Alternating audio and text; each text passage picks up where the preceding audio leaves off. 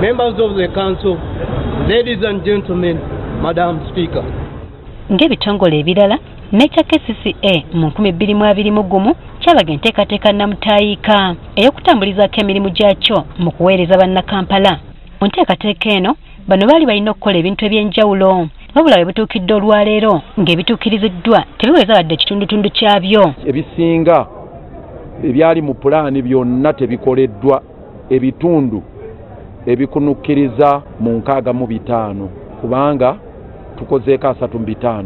Lord Mayor agamba kino kiva ku gavumenti okubawa obusente obutono okusinziira ku ezo ze bali baliridde okukozesa buli mwaka. Twateekateeka ne gavumenti bagamba nti tujja kufuna triliyoni 10 mu myaka gino 5 nga buli mwaka waliyo triliyoni 2 oba 2.1 triliyoni, naye wetumaliddeko emyaka 5 mu kifo kya triliyoni 10 nga ziri triliyoni 3. Kino kiviiriddeko ebintu bingi obutakolebwa naddala enguudo. Naye ng'eziriko kolansi kilomita ziri 707 ze ziriko kolansi. Kitegeeza nti omwaka emyaka 5 twayongeddeko percentage ntono nga bwe mugirabye olw'ensonga nti interventions ezikoleddwa zibadde za development partners Government of Uganda nga tetaddeeyo ssente. N'enteekateeka y'oluguudo lw'omu bbanga oba flyover nalwo lukoleddwako bitundutundu nga kye bakakolako kye kitono.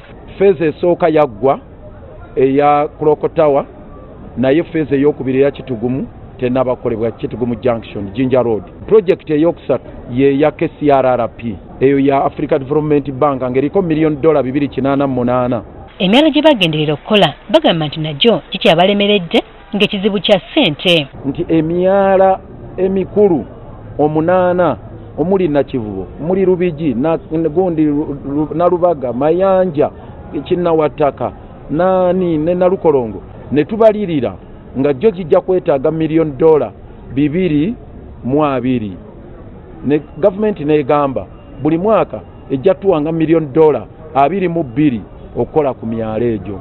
Tumazeeko emyaka 5 nga n'omunwe gw'ennusu teguteereddwayo okujjako eza World Bank obuwumbi 8 abiri gakola ku Nakamiro, 62 ne zikola ku Rubigi. Lukwago ategeezezza nga bwe basobola okugula ettaka eriweza yiika 23 ez'okuyiwako kasasiro kyokka nga balemererwa okusooka okulikulaakulanya nga tebanatandika kumuyiwako. In fact ekiri ebuyala kibi nnyo n'okusinga ekiteezi, naye wano tutandise okuyiwayo kasasiro ku eka 23 nga tewaliyo kakoleddwa nti waliyo leachate treatment plant etreating ebizizza ebyo ebiva mu kasasiro ebyo ebirimu gas.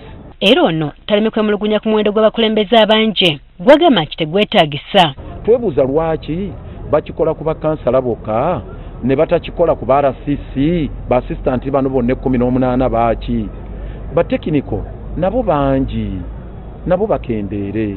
Lwaki okikola ku bano bokka ne baminisita tetwetaaga baminisita 2 osobola okusigalawo minisita omu.